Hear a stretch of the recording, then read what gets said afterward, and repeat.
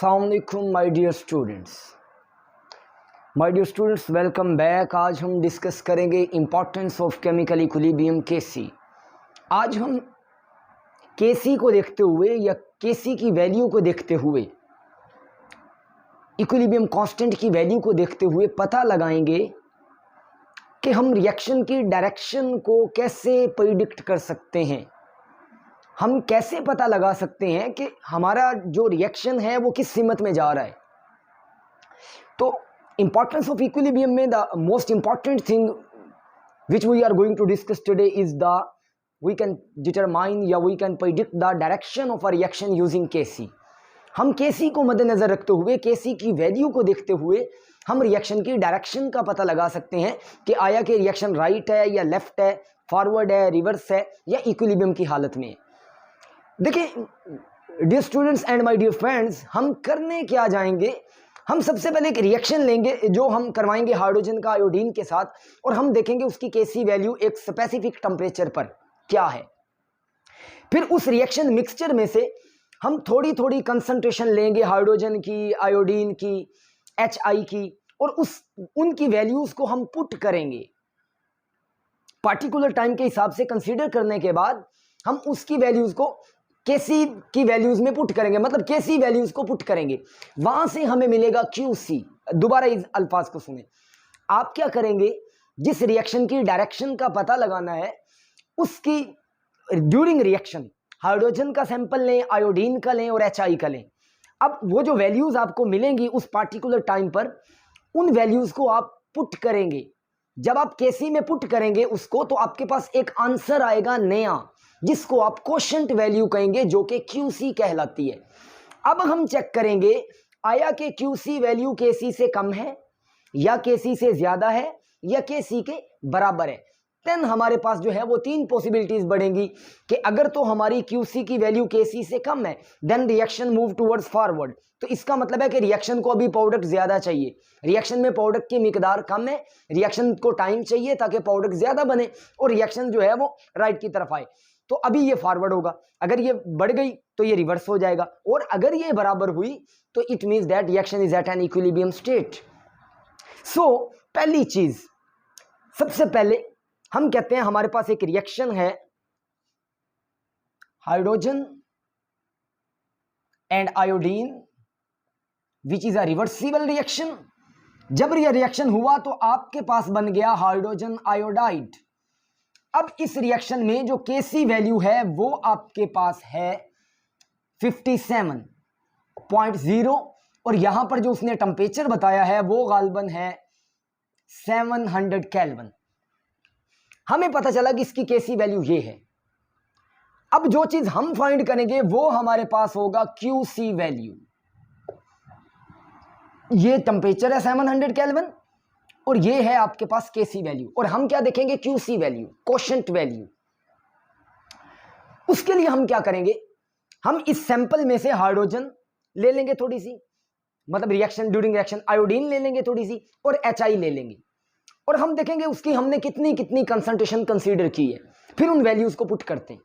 मैंने आपको बता दिया कि इसकी केसी वैल्यू 57 है। अब हमें QC वैल्यू चाहिए, तो QC के लिए हम क्या करेंगे कि हम हाइड्रोजन ले लेते हैं concentration eight particular time, T का मतलब है पार्टिकुलर टाइम पर। फर्ज करें वो है 0.10 मोल पर डेसीमीटर क्यूब जो हमने कंसीडर की।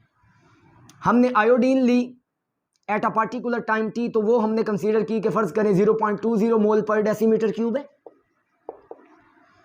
और जो हमने हाइड्रोजन आयोडाइड कंसीडर किया उस टाइम पार्टिकुलर टाइम पर वो था 0.40 मोल पर डेसीमीटर क्यूब। अब हम क्या करेंगे, इस रिएक्शन की फाइंड करेंगे QC। सिंपल, ये भी आप केसी वैल्यूज ही पुट करेंगे। सबसे पहले तो हम लिखेंगे केसी लिखेंगे, हमें पता है कि HI उसकी part 2 divided by molar concentration of H2, और साथ हमारे पास मल्टीप्लाइड बाय क्या आ गया, I2। ये तो हमने लिखा केसी। अब QC कैसे निकलेगी, ये जो पार्टिकुलर वैल्यूज आपने निकाली हैं इन वैल्यूज को आप इसमें पुट कर दें, तो अब जो आंसर आएगा वो आएगा QC। जब आप ये वैल्यूज पुट करेंगे तो देखें HI की जगह पे तो हम लिखेंगे 0.40 का हमारे पास क्या बन गया scale, divided by hydrogen particular time पे हमारे पास कितनी है 0.10 और आयोडीन है हमारे पास 0.20। जब my dear students, my dear friends, हम इसको जब सॉल्व करेंगे हमें आंसर मिला 8.0, मतलब QC वैल्यू हमारे पास आ गई 8.0 और हमारे पास जो KC वैल्यू थी वो कितनी थी 57.0, जो कि QC वैल्यू जो कोशेंट वैल्यू है वो KC वैल्यू से कम आई है। इसका मतलब साफ है कि रिएक्शन फॉरवर्ड में है क्योंकि QC वैल्यू KC से कम आ चुकी है। अब हम क्या करेंगे, हम देखेंगे कि 3 पॉसिबिलिटीज बन गई। अब वो 3 पॉसिबिलिटीज हमारे पास, पहले मैं दोबारा इसको क्लियर कर दूं। हमने लिखा कि हाइड्रोजन आयोडीन का रिएक्शन हुआ, सैंपल में HI बना। क्योंकि रिवर्सिबल रिएक्शन है तो रिवर्सिबल रिएक्शन में इक्विलिब्रियम की हालत में तीनों चीजें मौजूद होंगी, हाइड्रोजन भी, आयोडीन भी और हाइड्रोजन आयोडाइड भी। तो तब हमने क्या किया, वो जो हमारे पास रिएक्शन था, मिक्सचर था, उसमें से हमने कुछ कंसंट्रेशन हाइड्रोजन की ली या आयोडीन की ली और HI की ली और हमने देखा कि वो कितने % है। तो हमने देखा वो ये वैल्यूज हमारे पास आई। हमें पहले पता था KC इतनी है, तो तब हमने वैल्यूज पुट करने के बाद जो पार्टिकुलर टाइम के मुताबिक हम निकाल रहे हैं उसे हम कहेंगे कोशेंट वैल्यूज। तो वो जब हमने फाइंड की तो वो आंसर आया 8। अब हम देखेंगे आया कि ये ज्यादा है ये कम है, ये तो वाकया कम है। तो 3 पॉसिबिलिटीज बनी my dear students. What are the 3 possibilities? वो 3 पॉसिबिलिटीज क्या हैं? उसके लिए पहली पॉसिबिलिटी, ये मैंने आप लोगों को क्लियर कर दिया, मैं इसको रेज कर देता हूं। आपने इसका स्क्रीनशॉट लेना है तो ले लें और इसको अपनी नोटबुक पे लिख लें। अब देखें जरा, अब हमारे पास QC वैल्यू भी आ गई है और हमारे पास KC वैल्यू भी आ गई है। तो देखें जरा, एक चीज मैं दोबारा लिख दूं। आपके पास जो KC वैल्यू थी वो थी 57.0 और जो आपने QC वैल्यू निकाली है वो है 8.0, जो कि बड़ा डिफरेंस है। तो इसकी पॉसिबिलिटीज हमारे पास 3 बनती हैं। पहली क्या बनती है पॉसिबिलिटी कि QC is less than KC, तो आप समझ जाएंगे reaction will move in forward direction, कि जो रिएक्शन है वो फॉरवर्ड डायरेक्शन में होगा, वो फॉरवर्ड होगा, वो आगे की जानिब हो रहा होगा अगर QC KC से कम है। दूसरी पॉसिबिलिटी क्या है हमारे पास कि QC की वैल्यू ग्रेटर देन KC आ जाए तो रिएक्शन आपका होगा reverse direction, then reaction will move in reverse direction. और अगर तीसरी पॉसिबिलिटी है कि QC वैल्यू